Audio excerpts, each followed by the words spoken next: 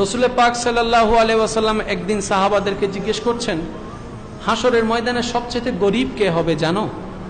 সাহাবায়ে কেরাম বললেন, ইয়া রাসূলুল্লাহ, আমাদের তো জানা নাই, আল্লাহ এবং রসুলে ভালো জানে।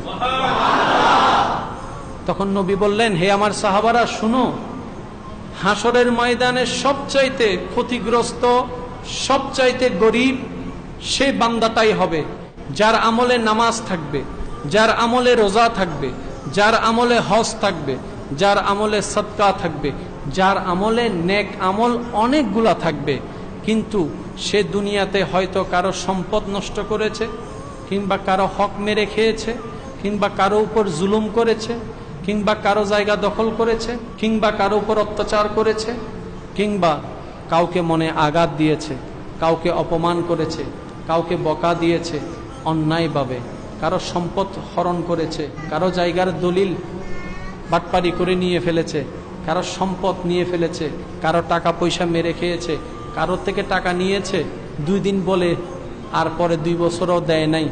এরকম যারা করে দুনিয়ার থেকে কবরে যাবে, হাসরে যাবে, যখন হাসরের ময়দানের বিচার কার্য সামনে উপস্থিত হবে, যখন হিসাব নিকাশ শুরু হবে, তখন ওই পাওনাদাররা আল্লাহর দরবারে এসে নালিশ জানাবে, আল্লাহ সে দুনিয়াতে আমার জায়গা দখল করে নিয়েছে ক্ষমতার বলে, হে আল্লাহ সে দুনিয়াতে ক্ষমতার বলে আমার উপর অন্যায় অত্যাচার করেছে, হে আল্লাহ সে দুনিয়াতে আমি দুর্বল ছিলাম বলে সে আমাকে গালিগালাজ করেছে, কটাক্ষ করেছে, অপমান করেছে, আল্লাহ দুনিয়াতে আমি অসহায় ছিলাম বলে সে আমার টাকা বাটপারি করে খেয়ে ফেলেছে, আমি দুনিয়াতে কিছু করতে পারি নাই, আমি কারো কাছে বিচার পাই নাই, সমাজে অনেক ছিল বিচার করনেওয়ালা, কিন্তু কেউ আমার বিচার করে নাই, আজকে আমার বিচার লাগবে, আজকে আমার বিচার লাগবে, আমি ন্যায় বিচার চাই।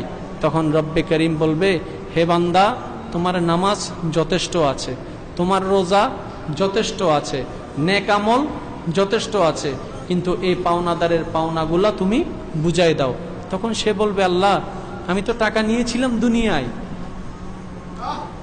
আমি টাকা নিয়েছিলাম দুনিয়ায়, এখন তো এখানে কোনো টাকা দেওয়ার সুযোগ নেই, আল্লাহ আমি তো জায়গা নিয়েছিলাম দুনিয়ায়, এখানে তো জায়গা দেওয়ার কোনো সুযোগ নেই, এখন আমি তাদের এইগুলা ঋণগুলা আমি কিভাবে হক আদায় করব?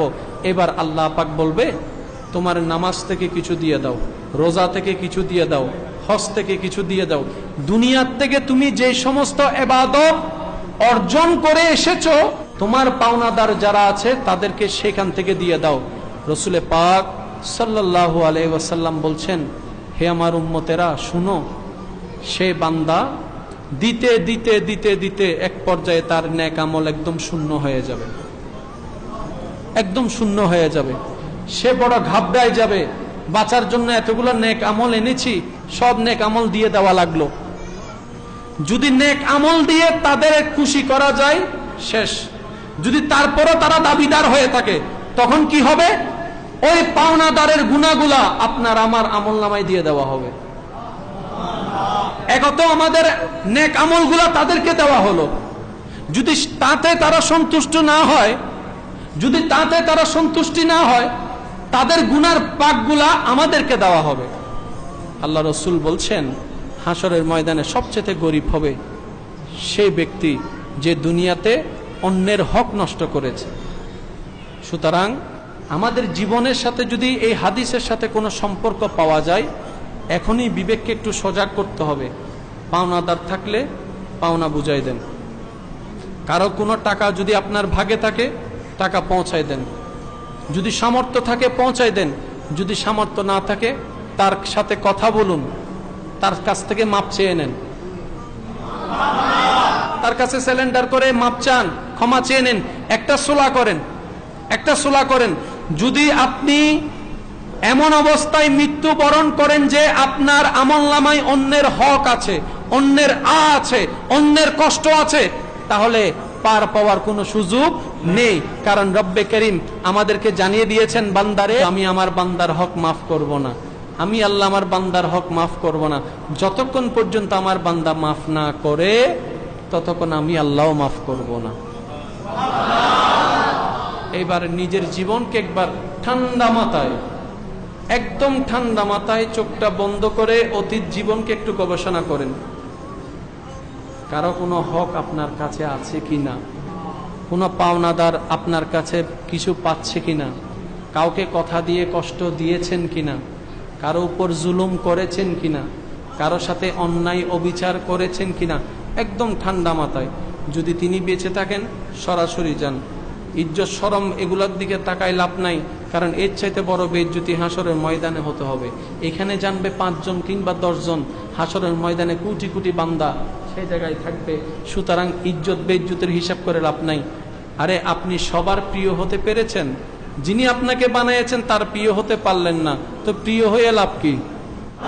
আপনি সবার প্রিয় হয়েছেন, যিনি আপনাকে বানিয়েছেন, যিনি আপনাকে পাঠিয়েছেন, যিনি আপনাকে রিজিক দিচ্ছেন, সেই আল্লাহর প্রিয় হতে পারলেন না, তাহলে আপনি প্রিয় হলেন এই বাকার, প্রিয় হলেন এই বাকার। আপনি সবার দুশমন হয়েছেন, কিন্তু আল্লাহ পাক বলে আমি তোকে ভালোবাসি, তাহলে আপনি আর কারো অপ্রিয় রইলেন না। আল্লাহ প্রিয় মানি, নবীর প্রিয় মানি, আপনি সবার প্রিয়। কারণ দুনিয়া হচ্ছে সাময়িক, পরকাল হচ্ছে অন্তিমকাল। দুনিয়ার জীবন এবং পরকালের মাঝখানের সেতুর নামই হচ্ছে মৃত্যু।